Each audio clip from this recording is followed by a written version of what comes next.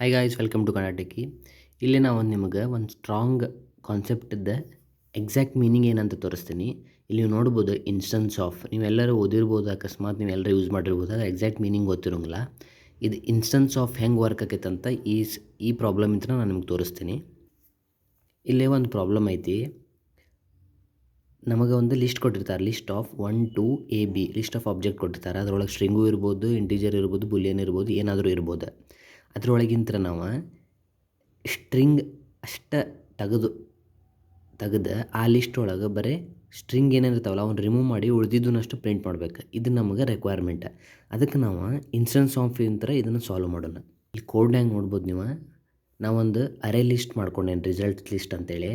ಆಮೇಲೆ ಈ ಲಿಸ್ಟನ್ನು ಲೂಪ್ ಮಾಡ್ಕೊಂಡೇನೆ.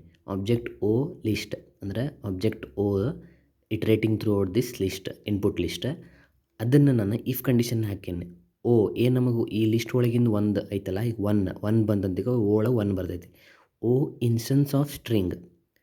ಇದು ಸ್ಟ್ರಿಂಗದ ಇನ್ಸ್ಟೆನ್ಸ್ ಐತಿ ಇಲ್ಲಿ ಅಂತ ಚೆಕ್ ಮಾಡ್ಬೇಕು. ಅದಕ್ಕೆ ನಾವು ನಾಟ್ ಅಂತ ಹಾಕಿನ. ಇದು ಸ್ಟ್ರಿಂಗದ ಇನ್ಸ್ಟೆನ್ಸ್ ಇಲ್ಲಂದ್ರೆ ಹೊಸ ರಿಸಲ್ಟ್ ಒಳಗೆ ಇದನ್ನು ಆ್ಯಡ್ ಮಾಡ್ಬೇಕು.